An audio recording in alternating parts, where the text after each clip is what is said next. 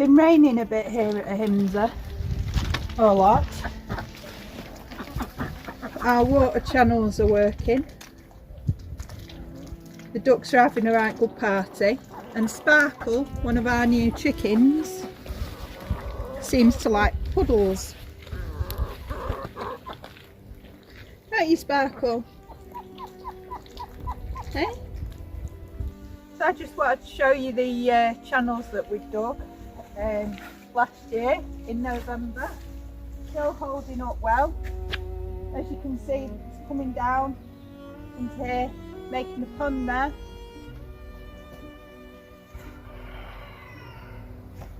And then just following down, feeding the nursery for the baby trees, and then goes down to make Ahimsa's waterfall into the water channel. If you look over there, we've got the chickens having fun. If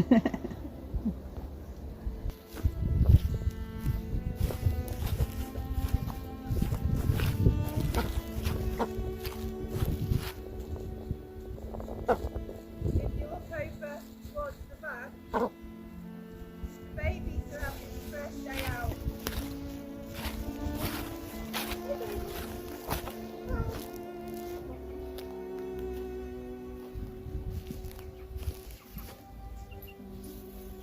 Where are the other two? The other two just don't want to come out. They've gone in for some dinner.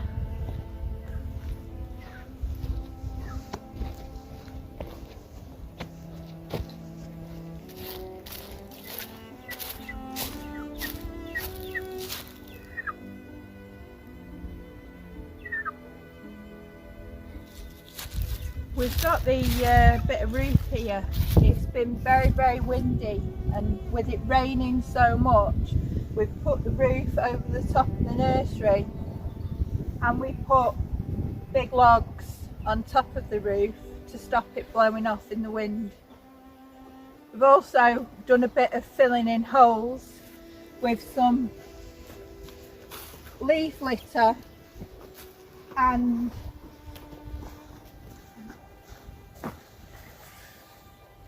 got some bark that's come off some of the wood, which is perfect because it absorbs the water and it helps break things down. So all this should break down nicely, and this time next year should be looking like some of the stuff over there where we'd done the same to earlier in the year.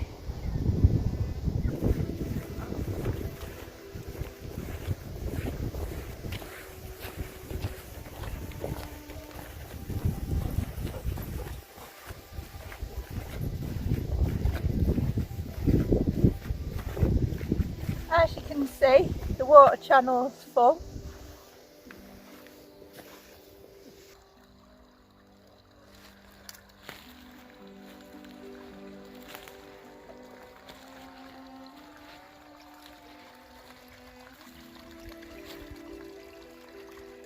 It's only a tiny waterfall.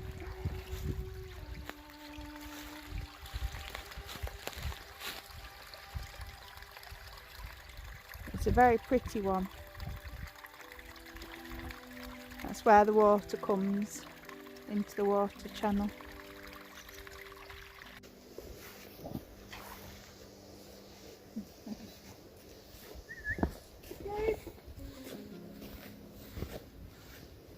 We're just tidying up over here. At the moment we're tidying up over here and getting things ready, because soon there'll be a full moon, so we're intending to get all our planting done and get our polytunnel up in time for the 28th of January.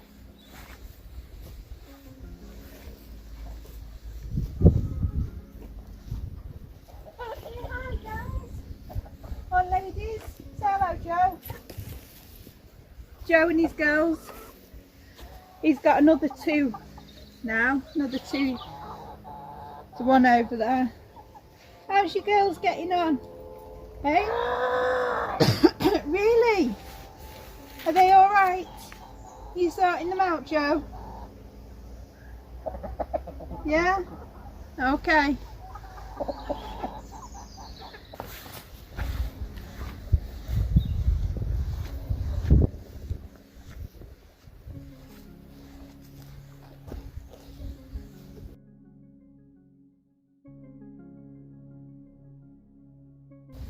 We've been doing some forest management, so where we've had trees that have grown too close together, we've took the one that's not as strong, that's damaging the stronger one, and we've took it out, and we're using that wood to make fence posts. I don't know if you can see behind me.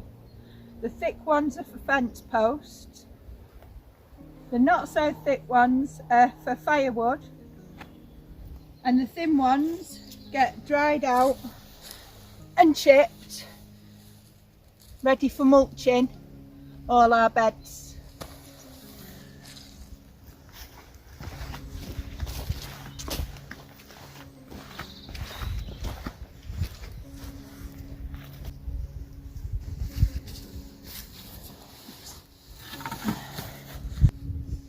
Size cut these, what did you cut them to? Was it 1.5 metres? And what we're doing now is we're burning the brambles, or silvers as they call them in Portugal. And soon when the fire goes down, we're going to char the ends, the top foot I think, about this much. The bit that's going to go in the ground, and we're going to burn it. And it just treats the wood and helps keep it going for many years and stops it rotting quite as fast. And it's a lot more sustainable to do that than it is to buy the stuff with the shit treated in them at the Agrologia or anywhere else. So it's better to use your own wood where you can and treat it by burning the ends, and then you can pop it into the ground, and you know you've got a good fence there for, we've been told, anything up to 50 years. So pretty damn chuffed about that. That's the size fire. It's burnt like an igloo though.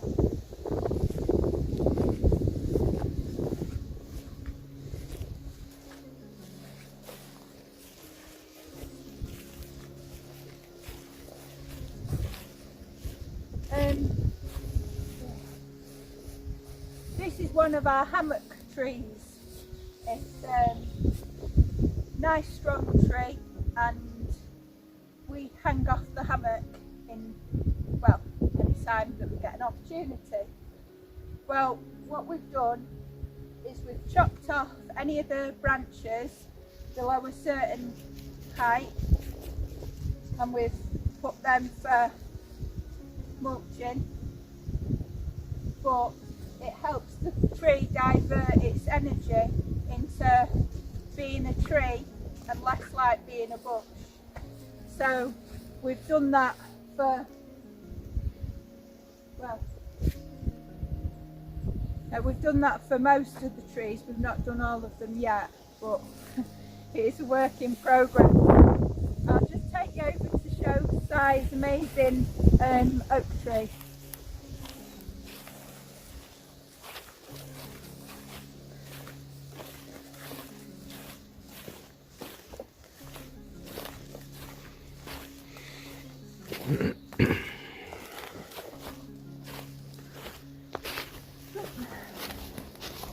This is Si's amazing oak tree. All this was all where you can see it dark on the floor, the brambles all the way along here. You couldn't tell there was an oak tree in here unless you were stood over there and you could see it poking out at the top. You've still got some brambles that we need to pull out, but Si chopped it back, freed it, and took off all these, and then we gave it some healing, we gave it some Reiki healing, because it's had quite a bit of work done. But I swear it's taller and thinner now than it was before. I think it feels happier now it's got rid of all the weight of all them brambles. So we've gone through, there was a thin tree here, can you see that in you? There was a thin tree here trying to get up. It wasn't doing much. I mean, this oak tree is going to have a massive crown. It's going to be spreading out a good maybe up to 60 feet crown. So realistically you don't want anything within a metre of the tree for now. The other trees are okay at the moment, they're not harming anyone, they're doing a great job, but eventually these trees will be cut down too and make firewood, but that's not going to happen for maybe a good 10-20 years, I'd imagine. Got a while till it grows up and out that far.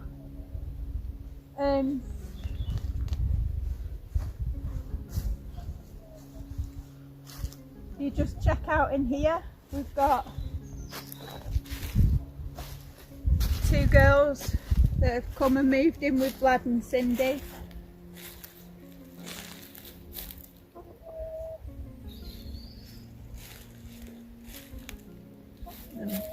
Vlad and Cindy enjoying themselves, doing their thing.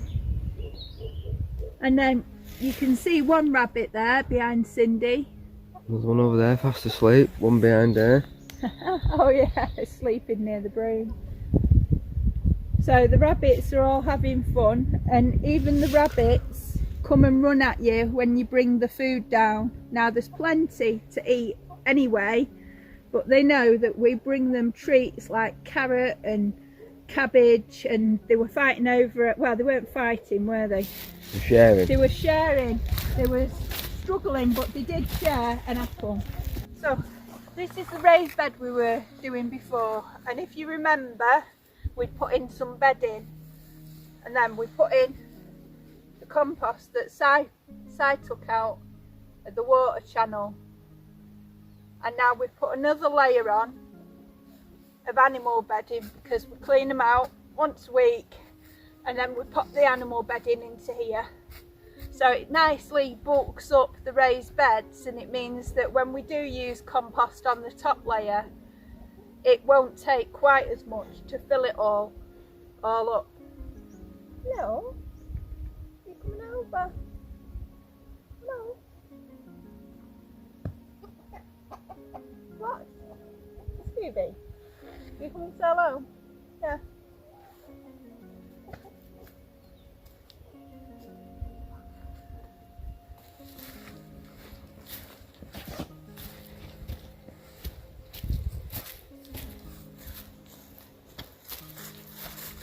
Ready.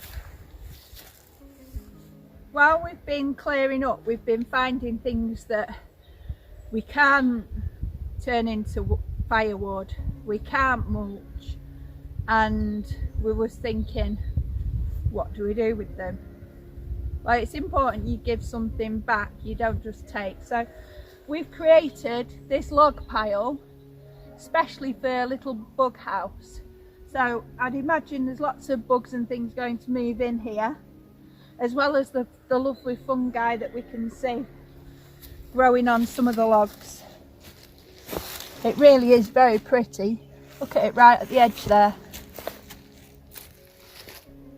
And then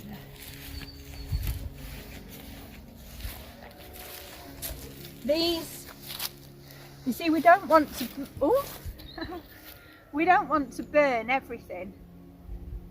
Yes, it's good to have fires, but what can we use and what can we give back? So we've took some that are a bit of an odd shape, and we made a smaller stick pile. And if you look on one of these that I found, it's got the most funky pinky purple fungi growing out of it. It's also got lots of little holes, so something's living in there. No idea what like, but that's another cool looking fungi. And this has got some lovely mosses growing on. So there's some more different fungi there. So it's very important to allow everything to live here and share our space with absolutely every life form possible in a safe, sustainable way. I'm going to take you into mushrooms.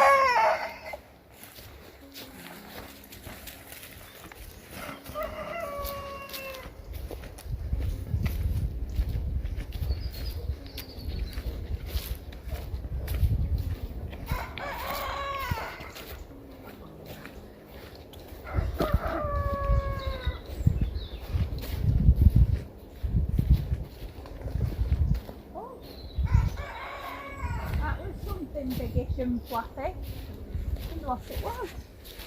Just disturbed it.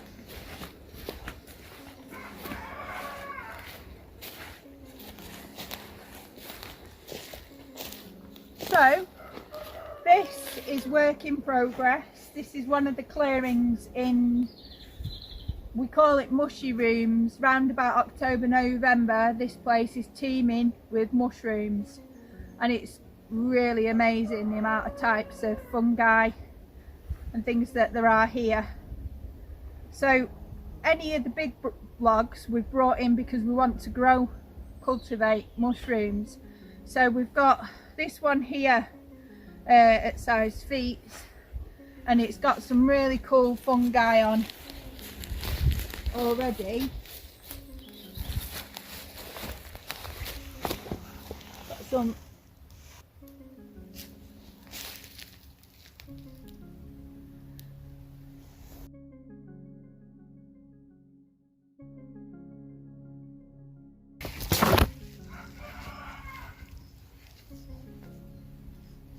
We've got some smaller logs, and we've put the bigger logs over the top to raise them for when we do start growing. But look, there's some really cool fungi here too. I'm looking forward to finding out what all the names are for these things.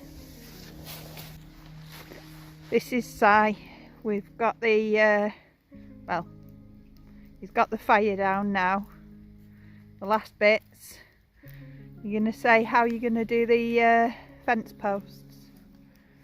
So, because it's been all the silvers, it doesn't generate a lot of heat. So what I've been doing is try and get this burnt down as much as I can, rake over the embers, and then put the ends in, and we're hoping that it's going to be hot enough to char them.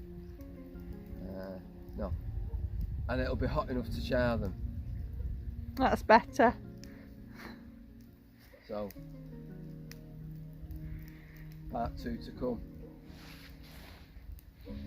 What we've done is dragged all the embers together and laid all the posts in a circle, and it seems to be generating quite a bit of heat now. Put some over the top, so we'll see how it goes. Hopefully the ends will get charred, but we'll see.